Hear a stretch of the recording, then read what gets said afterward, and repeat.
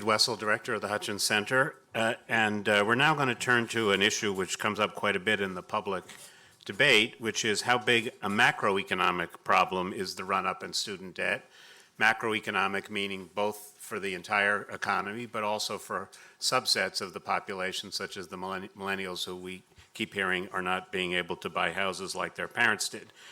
We have two very good panelists. Sandy Baum is a non-resident senior fellow at the Urban Institute and a retired professor of economics at Skidmore College, and also has been for years the curator of the College Board's very useful publications, Trends in College Pricing and the like.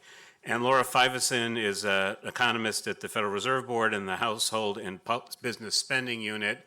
And I think it's a sign that of the importance of this issue that researchers at the Federal Reserve Board and the Federal Reserve Bank of New York, among other places, have thought this a topic worthy of study, although I'll say on their behalf that they're speaking for themselves and not Jay Powell. So we'll start with Sandy Baum and followed by Laura. Or you want Laura? The other way? Laura first. We'll start with Laura first.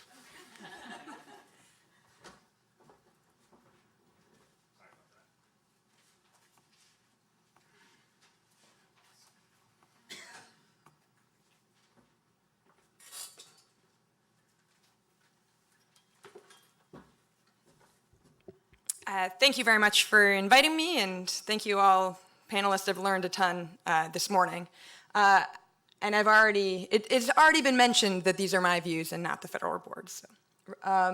So today I am talking about student loans and their interaction with the economy as a whole. And I want to start, going the wrong direction. With addressing the main question that I get as a macroeconomist about student loans, which is, are student loans holding back growth? Now, the one thing I want to emphasize the most about this question is that it's not well defined. So in order to answer this question, we have to have in our heads a clear idea of what the counterfactual is, or what the alternate world in which student loans are lower are. And there could be a number of different answers to that question, in which case the answer to this question would be different. So to start with, I ask, are student loans holding back growth compared to a world in which student loans are lower because there's just generally less access to student loans given the educational system as it is? So what is the educational system? To start with, I just want to establish a couple facts. One is college tuition is high and rising. I showed the published tuition and fees for private, nonprofit, four-year colleges in red, public four-year colleges in orange, and public two-year colleges in blue. Now these are the published fees, so this is not the, does not include grants that bring these costs down a bit. But generally, tuitions are high. Student loans are an important tool which students use to access this education. The average undergraduate student loan debt that a bachelor degree earner has upon graduation is about $30,000. Second fact, college, on average, is a great investment. This picture shows the so-called college wage gap, the difference between the average annual earnings of a person with a bachelor's degree and the average annual earnings with someone with just a high school degree or lower. It has increased over time, and most recently it's around $45,000 a year. When we aggregate the annual college wage gap over a lifetime of working, we see, and Adam mentioned this earlier, that the lifetime benefits of attending college is roughly $500,000. So generally, college on average, college is a great investment. So what does this mean? This means that if student loans were just less accessible to the average student, and they weren't able to use them to access education, and education was lower, then unequivocally growth would have been lower than we've seen it be today. Education raises the productivity of the workers in the economy. This raises the potential of potential output. But I don't think this is a counterfactual that is in everybody's head when they're asking this question. And in fact, I think one of the concerns that, one of the main concerns that people have, and it's come up a number of times today, is that some borrowers do not receive benefits, the average benefits, or even any benefits to education. So I guess if we think of the fact that of the $1.6 trillion in student loan debt that's out there, some portion of that is sitting with borrowers who did not receive the benefits to education, then those debt payments associated with that stock of debt may be holding back their consumer spending because they have to spend it on debt service payments rather than on other things such as home ownership or cars or whatever else they might want to spend their money on. And that in turn could be holding back growth. So that is a possibility. So one difficulty in answering how big a problem could this be in terms of growth is that it's hard to say how much of the stock of debt is actually held by those borrowers who didn't get any benefit to their education. That's not an easy question to answer. I take one stab at this by just saying, let's suppose that this surge in student loan originations that occurred since 2001, and we've already talked about today, let's suppose, and this is a fairly extreme assumption, that that was all of those loans went towards education that was not beneficial to the recipients of those loans. And I do a back of the envelope. How big a problem could the overhang from those recipients, the debt service payments from those recipients be on their spending? And the answer is not much at all. So even if we assume that every dollar of their debt service payments is holding back growth one for one, this would mean that growth over the last, since 2001, instead of being an average of 2%, 2.0% growth, we would have seen 2.1% growth. This is not, the numbers just don't add up in terms of how big an effect on growth it could be. Furthermore, we can't lose sight of the fact that these loans actually stimulated growth at the time of receipt. So when people received the loans, they spent it on the education, even if it wasn't a great education, and they spent it on their living expenses during that period. So my conclusion here is if student loans were lower because they were unavailable to borrowers who did not receive benefits for their education, again, there's probably been only very little effects on growth, and it could have gone in either direction. I'm not saying that it's not a problem. So all of the issues that have been brought up earlier today about, how to think about changing policy such that those borrowers aren't saddled with debt, those are important questions to ask. I'm just addressing the narrow question of what is the effect on growth. And then the third counterfactual that I'll mention that may be in some people's heads is, what if student loans were lower because education was publicly funded and people didn't need to take out student loans in order to get an education? And in that case, the effect on growth is ambiguous.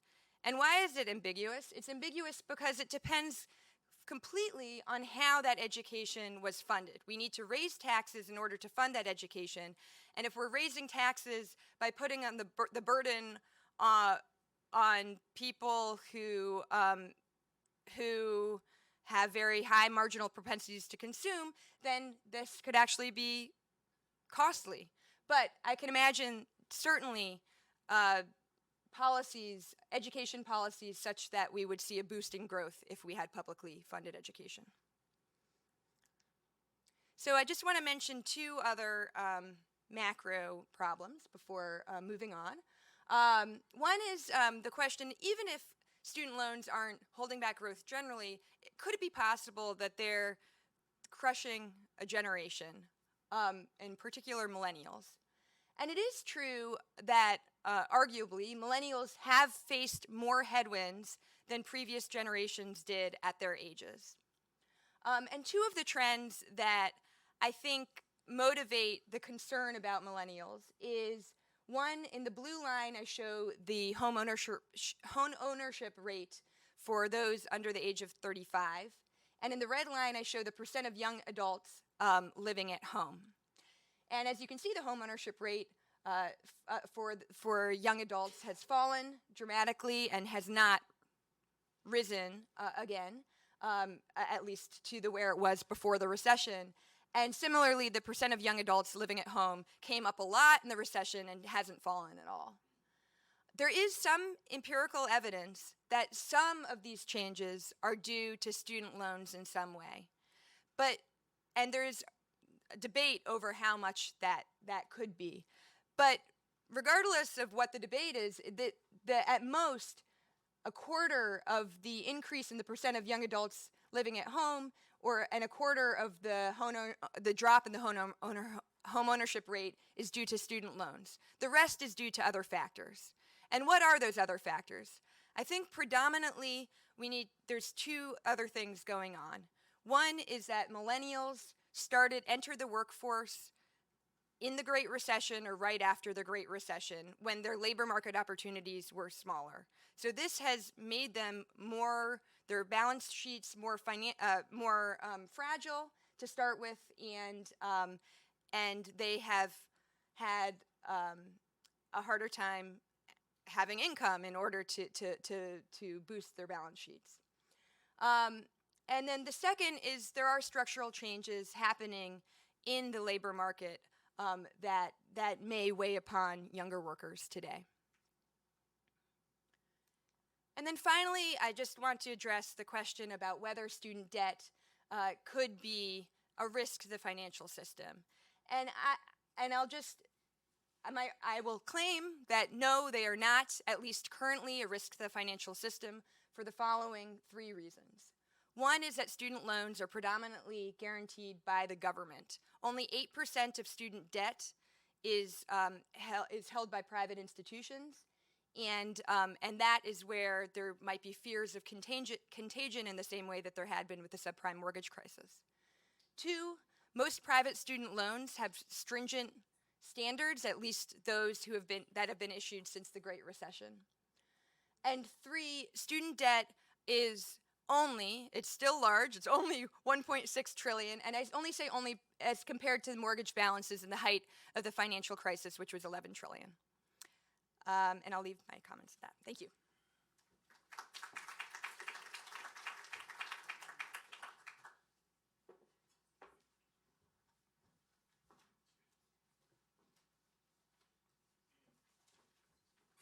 Thank you. There's been so much already said. It's not that easy to come up with a lot of new things. But I want to start with just a couple of comments reiterating some of what Laura said, because I think we don't hear enough about this sort of distance analytical perspective on what's the impact on the economy. And it's not just what's the impact on the economy, of course, but what's the impact on students. And if you look at the headlines, Adam's had some headlines, but the headlines all assume that student debt is a crisis for a generation. Student loan debt crushes a generation. Student loans are destroying millennials' home ownership ambitions, or why buying a home can be almost impossible with massive student loan debt. This is just the assumption. And no one asked this very important question that Laura asked, which is, what is the counterfactual? And if people said, what would be the difference for people with student debt if they didn't have to repay student loans, but instead they had much higher taxes and they were paying for their college in that way? And it's really critical to be asking that question, not just, oh, let's compare people who have the same income, the same education, but they don't have student loan payments, with people who have the same resources to start with, and they don't have to make those payments. It's trivial to say that you will be better off if your life were the same, but you didn't have to make those payments. And that's what most of this discussion is. That's really a problem. So it seems very clear that what we should be focusing on is the students for whom it is a problem. And there clearly are students, borrowers, who are struggling in their lives for many reasons, and student debt is not helping them in that situation. And that has led to all these proposals for forgiving student debt, making college free, et cetera. And so I want to address a little bit whether those solutions would solve the problems if you really understand the problem. one of the things that I think people really don't understand, although it has been mentioned at some point today, is that people are not just borrowing to pay their tuition. If college were free, it wouldn't mean not only that graduate students would still borrow, or that people at private colleges would still borrow, but that people at public colleges would still borrow because they're borrowing to cover their living expenses. This is an analysis from the current NIPSAS of people in the left-hand group here as people who pay zero net tuition. In other words, they had all of their tuition and fees covered by grant aid. They had free college. How much did they borrow compared to people who paid less than $5,000 or more than $5,000 in net tuition? Not so different. So in other words, a slightly smaller percentage of people with zero net tuition borrow, but almost as many are borrowing large amounts of money. So to think that if you don't pay tuition, and this is because most of the student budgets at public institutions are about living expenses, and these people have still offered loans, and they still borrow at almost the same rate. So it's a mistake to think that we could eliminate student borrowing by doing that. And then the other issue, all these headlines say, what about millennials? We've ruined a generation, right? But the fact is that older students borrow much more than younger students. Part of this is because, as Matt showed, the loan limits for independent students, and all students over the age of 24 are independent, are higher, so they can borrow more. Many of them are supporting families, and they don't have other resources to pay the rent and help their kids, and many of them are borrowing money to help their parents, you know? So there are lots of reasons to borrow. And if you look at the loan limits for older students, they borrow more. They also have much more trouble repaying, and they default at higher rates. So this graph up here is just of bachelor's degree recipients, because if you're going to compare, you need to compare people with similar levels of education. And what you can see is that bachelor's degree recipients who graduated when they were 23 years old or younger, very, very few of them borrowed $50,000 or even $40,000 or more. So the light green is still light green up there, yeah, $40,000 or more. Whereas the older you are, the more debt you're likely to have when you graduate. And part of this is you may have been in school for a longer time. Part of it is the demographics of you know, who are older students. But talking about a generation is the wrong way to talk about it, because a lot of the concern should be about students who wait to go to college and face all the barriers there. And these are just people who earn bachelor's degrees. Most older students don't really ever earn bachelor's degrees. The racial ethnic differences have also emerged in some of the conversation today. And this is something that we really need to understand more about. This again is bachelor's degree recipients in 2015-16. And if you look, so the bottom row is white bachelor's degree recipients, and 10% of them graduated with $50,000 or more in debt, but 21% of black bachelor's degree recipients did. Not true of Hispanics.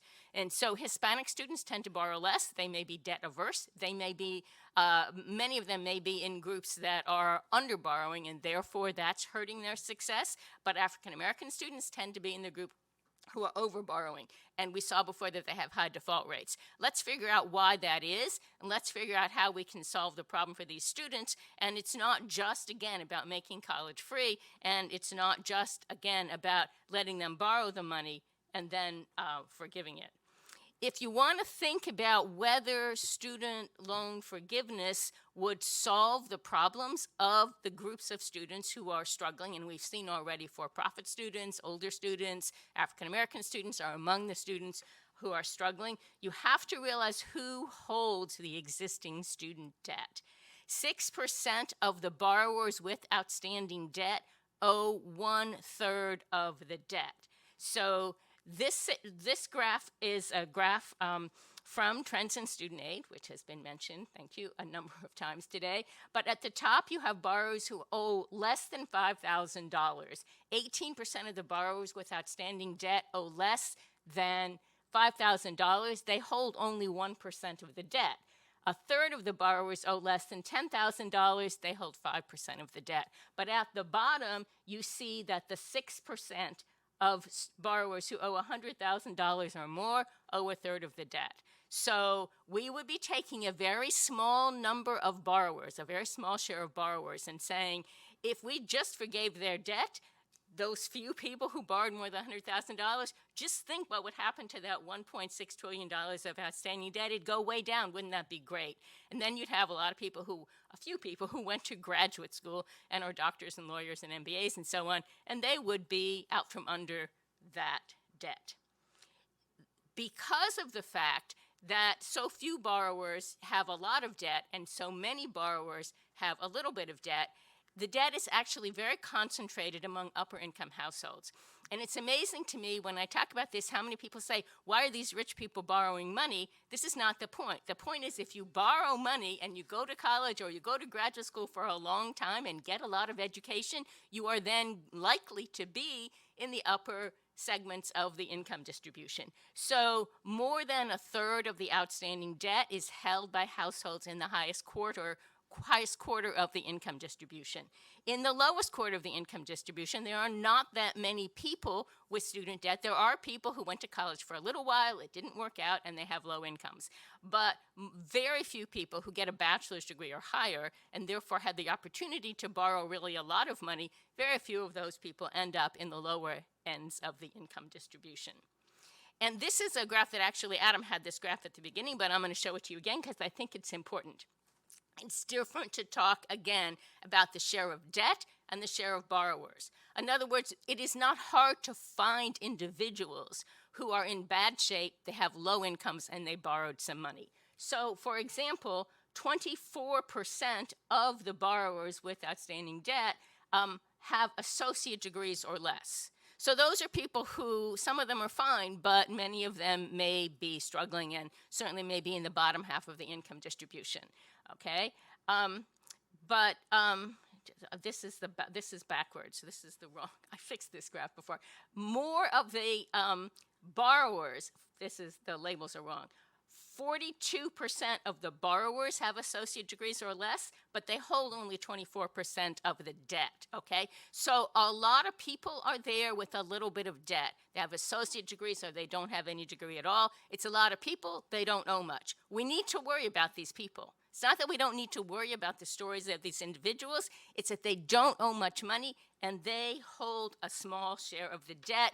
Most of the debt in dollar terms is held by people who are doing fairly well now and maybe not as well as they had hoped, and they have large amounts of debt. Who struggles with their debt? Who doesn't repay their debt? We've talked about default rates, but we can also talk about repayment rates, and we measure the repayment rates in a sort of crazy way, which is have you even paid down $1 of your outstanding principal balance. And you might not if you're not making payments, but you also might not if your payments are not high enough to cover your interest that's accruing on your loan. So you hear a lot of stories about people whose debt grows and grows even though they were making payments. And if you look at repayment rates, rates are very low for students from for-profit institutions. We've heard this problem earlier today.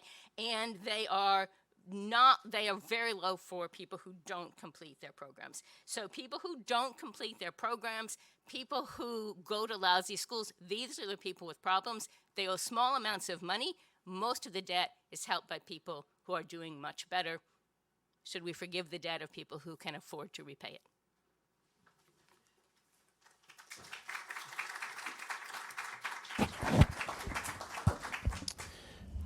Well, thank you both very much. We've covered a lot of ground today. I feel like I have a sea of facts in my head floating around, and I'm trying to make sense of them.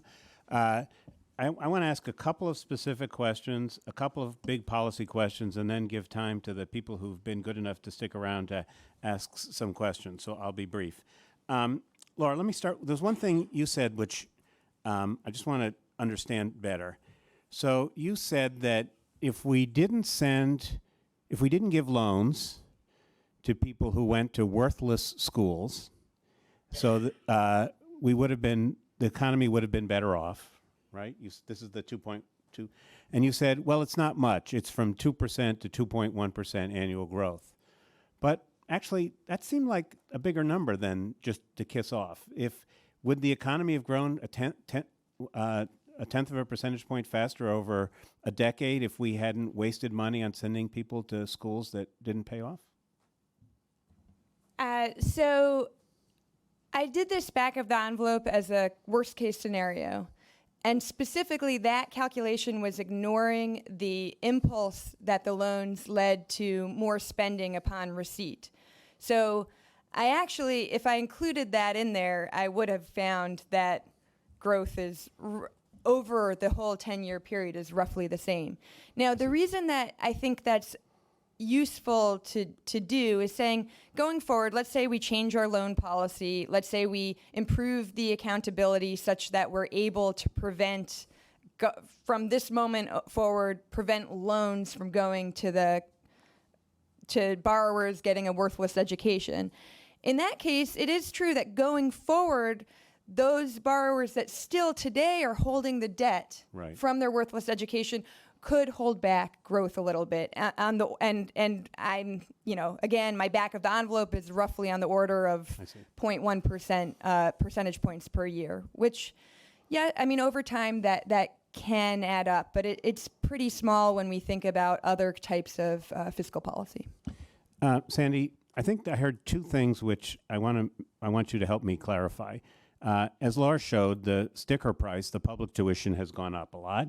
Adam asserted that basically it hasn't gone up, that net tuition has been relatively flat, although I think that's not true at state four-year colleges. So what's the right answer here?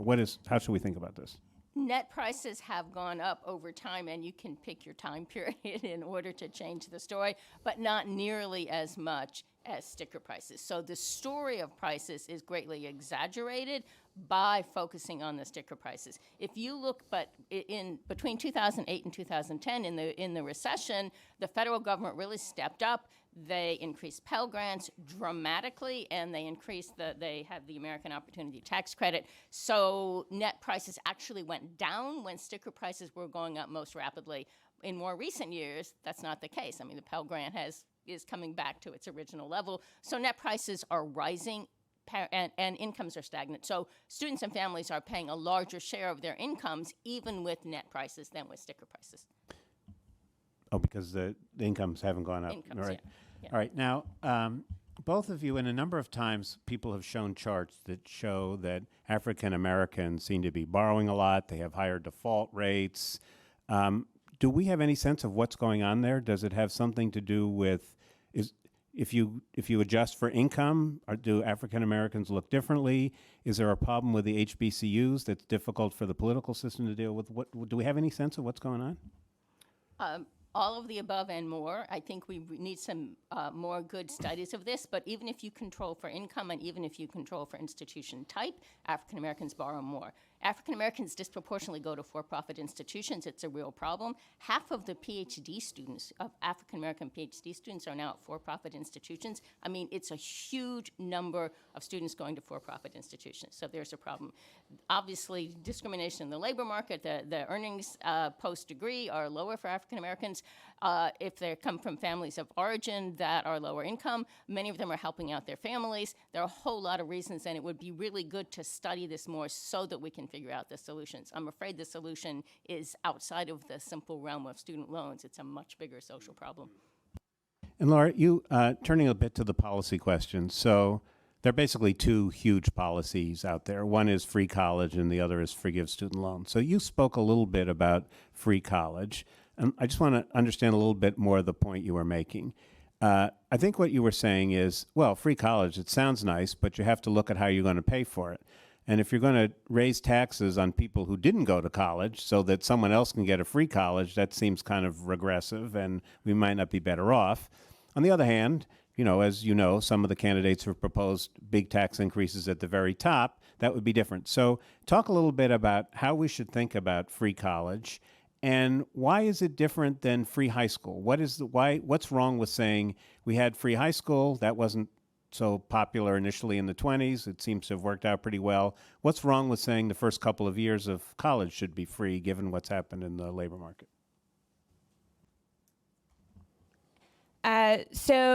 Actually, you summarized very well what my point with free college. The bottom line is we just can't think of free college as just a free thing and it's great, so we should do it, because we have to think about how we're funding it. Now, if we are if we are funding it, let's say that we fund it by having a tax on the very wealthy. They tend to have lower marginal propensities to consume, which means that at least, there's some argument over this, but I believe that if you tax them, they'll adjust their spending and their spending patterns not that much, and so there won't be much of a negative impact on growth from taxing them. Okay, then now we pay for free college, and so that could be great. It will increase.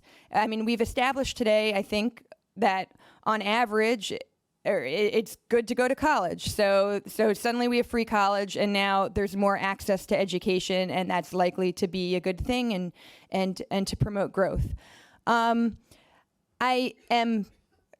I believe that there is a way to structure this, just as described, that could be really good for the economy. Now, why is it possibly different than high school or college? Well, I mean, I think, and I'm by no means an expert of exactly where this bar is, but there is a sense that after, there's certain types of college, there's certain types of education that promotes productivity, that is good for certain individuals, but not other individuals. And at some point, we have to cross the line. I mean, we can't, certainly no one would say we should have free college for everyone from the age of 20 to 50, and then they can enter the workforce. Where exactly that bar is, I'm not sure exactly, but I don't see it actually as that different from the question of whether we should pay for high school or not, which I believe we should. It's just a question of how much more should we pay for kind of the fundamentals of education. I think this is a complicated question that people don't really appreciate. When we say free, we need to ask what it is that's free. We've talked a lot about how a lot of college education is not so worthwhile for people, and there's a lot of evidence that actually the resources that colleges have to support students, both academically and socially and personally, is more important than the price they pay. So if we starve these institutions because they can't charge tuition in order to get revenues, we have a real problem for student success. And another issue is that, of course, college is already free for lots of low-income students. Public colleges are. Maybe they don't know it, and we have a communication problem. But relative to high school, I mean, the fact is that we require people not to graduate from high school, but to go to high school. And if we're going to not require people to go to college, we're still going to have a real difference in the income distribution of college students and the income distribution of the entire population. And making high school free has not solved the inequality of the quality of education and the resources we are devoting to students from different backgrounds. Laura, I think you said this well, but I just want to emphasize it because you hear a lot. So the case that a whole generation of people, millennials, are being completely held back in growing up, being able to buy houses, move out of their parents' houses, forming families, and living as well as their parents, is often ascribed to the student loan burden. And if I just want to make sure I understood what you said, which you're basically saying is, yes, there is some piece of the problems that this generation is having that is attributable to student loans, but it's not as large as all the other misfortunes that fell upon them, mostly being born so they entered the workforce during the Great Recession. Is that right? Yeah, that is right. But I guess I would go so far as to say that there is some evidence that maybe some of the misfortunes that have fallen upon them is due to student loans, but it might not be to student loans at all. I just want to keep that open. And actually, when asking this question, how much are student loans burdening that generation, the same exact principle of what is the counterfactual needs to be applied to that question as well. So part of the reason, it is true that millennials have more student loans on their balance sheet in inflation-adjusted terms than the previous two generations had before them when they were at their age. But why? I mean, they came of age. I mean, some of them were trying to go to school during the Great Recession. It makes sense that they took out more student loans in order to go to school at a time when their parents couldn't afford for them to go to school, and certainly a lot of them have benefited from that education. So, I would say that there is still a possibility that none of the trends that we see can be called due to student loans, but of course that just we have to again think about what the counterfactual is. Okay, and finally, Sandy, let's talk a little bit about the college loan forgiveness proposals. So you made quite eloquently the point that if we're going to forgive everybody's loans, a lot of the beneficiaries are going to be MDs and JDs and MBAs, and that doesn't seem to me to make a lot of sense. But if you look at just to take, for instance, the Elizabeth Warren proposal, what she says is she wants to cancel student debt, up to $50,000 of student debt for every person with a household income of $100,000 or less. And so she's trying to, and then it's progressively less. So is there a college loan forgiveness program that you think would be a good idea? And if this one's too generous, what one that you would think would work? So I do think that we should be forgiving the student loans of some borrowers. We have income-driven repayment. We need to improve it. It has loan forgiveness at the end. If we're going to have this public service loan forgiveness, we need to let people qualify for it. Right now, nobody's getting it. So what we have in place and we need to improve is a system that says if you cannot afford your loan payments, we will forgive them. So the question of whether we should also have a program that says let's also forgive the loan payments even if you can afford them is the other question. We have students who've been defrauded by their schools. We have students who have suffered because their schools have gone out of business, and we were trying to forgive their loans, and the current administration is not doing that. We need to forgive a lot of that student debt. But should we have a program that says if you didn't just finish paying off your loans, then, and you still have them, we're going to forgive them. Sorry if you did just finish paying them off. Should we have a system that says we're going to pay off your loans today? We're not quite sure what we're going to do about loans in the future, but we're going to forgive them now. The answer to that would be no. I mean, is it better to have an income limit? Yeah, but like we're going to forgive some loans for people up to $250,000.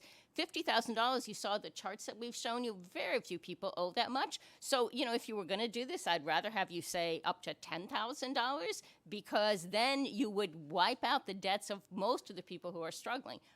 Matt has done some work in showing that that's still distributionally not really a great thing to do.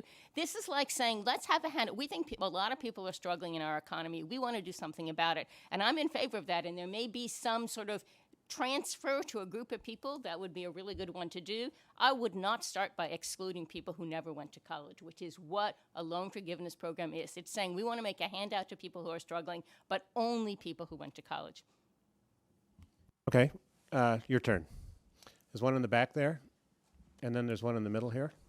Again, if you could stand up, tell us who you are, and ask a question. My name is Alex Graff. I'm a reporter with the Globe Post. You mentioned that it was ambiguous, the economic impact of making college tuition free and forgiving student loan debt. I was wondering if you knew of any data in countries like Germany and Finland where they have no tuition for college, and what economic impacts that has had. Okay, there's one in front of you. Just stand up so the mic can find you. Thank you. Hi, great discussion. I'm Frank Ballman with the National Association of State Student Grant and Aid Programs. I'm wondering if a loan forgiveness problem that might solve another problem would be to focus on students who have defaulted and don't have a degree. Many of them probably were defrauded, but in any case, at least restoring their Title IV eligibility or their Pell eligibility would help them go back and get the degree they need to repay their loans. But no, I think that's much more progressive than, as Sandy noted, forgiving loans for doctors and MBAs. There. If you stand up, it's easier for the mic to find you. Oh. But I guess it found you. My name is Brooke Anderson. My question is, and something I've asked myself and other people for a long time, and I've never really found a good answer, but what is this system in place that makes college tuition fees so high? I mean, where is all this money going? Because the professor salaries really aren't increasing at the same rate as tuition fees, and they're not increasing at the same rate as many other things. I mean, who is it? The lending institutions that are wanting to keep it in place? What is the system that's making these fees so high that people can't afford it, that our parents and grandparents' generations could, work part-time and put themselves through school, and they were happy about it? Well, thank you. What is keeping this? So, Laura, do you want to take what do we learn from Europe? Yes, but unfortunately, my answer will be short because I don't know. It's a great question, but I just don't know the answer. Well, part of the answer to that question is that in most places where tuition is free, there is a supply constraint, right? It's one thing to make tuition free, but only admit a small number of students to your public institutions where tuition is free, and everybody else, sorry about that. And so we're trying to educate large shares of the population. It's much harder to do that. Somebody's got to pay for it. I'll believe it when I see us having much higher, much more progressive taxes. And that question about, how we are doing that is also related, and our willingness to pay is related to why tuition is as high as it is.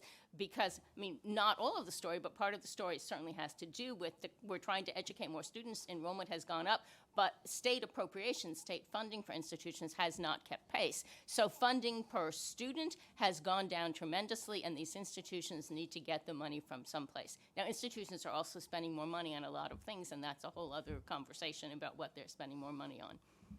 So, but just to follow up on that a bit, Sandy, so you made the point earlier that if you just look at the sticker price, it looks more severe than if you look at the net price, that is minus financial aid and grants. You're saying that it's expensive because we educate lots of people, so that makes sense. And then there's the famous stories about, why are there climbing walls and all that. I'm just curious, a couple times people have referred to the Bennett hypothesis that tuition's going up because we made it so easy for them to raise tuition because the government's so generous with loans and grants. Do you think there's any evidence of that? I think there's strong evidence in the for-profit sector that when you raise grants and loan eligibility, tuition goes up. But the evidence in other sectors is sketchy, weak, contradictory. And if you think about it, just think about the schools you're worried about with the high prices, like who's charging $70,000 for tuition fees, room and board. It's these elite institutions that actually don't enroll many students who are eligible for Pell Grants. They are borrowing money, but we also know you could borrow money from private loans. Many of these students could instead. And so, no, I don't think that's the main factor. And the fact is that if student aid the availability of student aid does allow people to go to college who wouldn't otherwise go, increase in demand, there probably is some upward pressure on prices, but the reason we have it is so that we can increase demand and have more people go to college. And if it increases sticker prices a little bit, I'm willing to live with that. And then there was a question about, rather narrow, but interesting question about, should we do something to forgive the loans of students who have defaulted so they'll be more eligible for Pell Grants and stuff? I'm not familiar with the issue. Do you have any?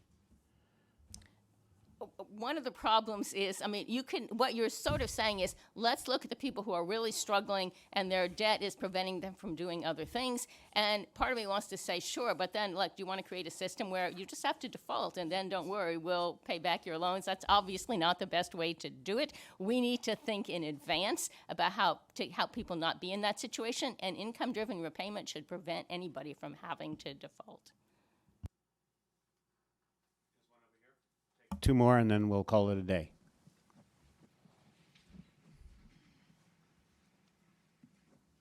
Hi, I want to talk a little bit more about student loan forgiveness and the disparity between, regular bankruptcy laws and those that apply to student loans, because I feel like it's a little bit unfair to say, oh, well, you spent too much money on brand name clothes and this and that, but you get to default, and then turn around and tell a student who has been struggling to pay for their education that they can't default on their loans and they can't seek forgiveness through bankruptcy. Okay, thank you.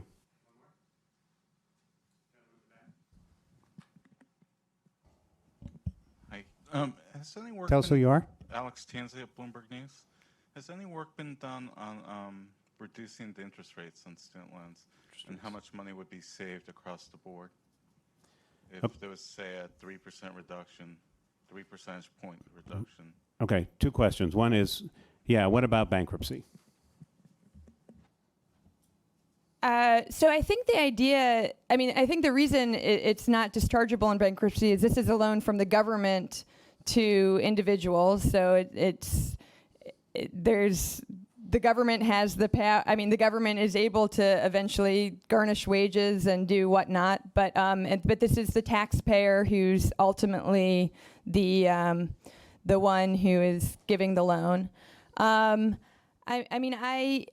agree, though, that that's something that could be revisited as a policy question of whether we should consider letting student loans be dischargeable in bankruptcy. I guess one other factor, with student loans is that there's no clear asset to back it up. So if you default on your mortgage, then your house then can be owned by the bank, and same with your car. So there's not that equivalent asset with student loans. You own your asset. The asset is the human capital that you gained from getting an education. So there are some issues with letting people default on their student loan. But there's some worry that if that was allowed, then people would just go ahead and do it because they're going to still walk away with their human capital. So it's not so simple to say that we should definitely let that happen. I would say certainly private student loans certainly should be as dischargeable as credit card debt in bankruptcy, and I think probably federal student loans should be too. It shouldn't be easy to do it, and it's not the solution. It's hardly saying, oh, well, if you can just go bankrupt and then you won't have your student loans, that's not going to really be the best solution for a lot of people. But yeah, I do think that the laws are now unreasonable. In terms of the interest rates, if you have income-driven repayment, your payment depends on your income, and a lower interest rate isn't going to change your monthly payments. It's only going to change the amount of time for which you are repaying. And again, interest rates, if you owe $5,000, a slight decrease in the interest rate isn't going to mean much to you. If you owe $200,000, it's going to mean a lot. So I don't think I can do a good job of synthesizing what we learned today. I think the point of this exercise was to try and inject some facts and sound analysis into a debate that is often reads more like bumper stickers and promises to people that may not make sense but are very politically popular. We've certainly injected a lot of facts. I think a couple of things I'll observe. One is I think there's very little support for the thesis that this is a huge economic crisis for the entire economy or even for many of the people who borrow, that there is a lot of student debt. Some of it, large portions of it, are held by people who, let's face it, can afford to pay it back. But large portions are also held by people who are not doing very well, some of whom have relatively low balances, that there are lots of questions that we don't quite know the answer to. That seems to be a perennial theme here at Brookings. But I guess if we run out of questions for which we lack answers, we won't have much reason for being. And I think also that if you think about all the things that we discussed today, it seems that the policies we have are somewhat short of optimal. As Dubravna pointed out, we have an income-based repayment system that, even if you're an accountant, is hard to figure out. We've given people a lot of information, as Leslie pointed out, but as Matt told us, it may help you only make, when you have to make the really close calls, the information is kind of confusing. And that we have a system that doesn't seem to be as simple as it could be and doesn't seem to be working as well as we would like for the people who are most vulnerable, the ones who end up getting sucked into some fly-by-night training program for which their incomes will never justify the loans they take. So I think we'll be trying, my colleagues and I will be trying to kind of synthesize this into some key takeaways. If I were smart, I would be able to tell you what they all are now, but I can't. So with that, one request and two requests. One is if there's coffee cups and papers at your feet, pick them up and put them in the recycling in the back. And secondly, join me in thanking not only this panel, but all the panel before. Thanks for watching. Be sure to like and subscribe for more videos from Brookings.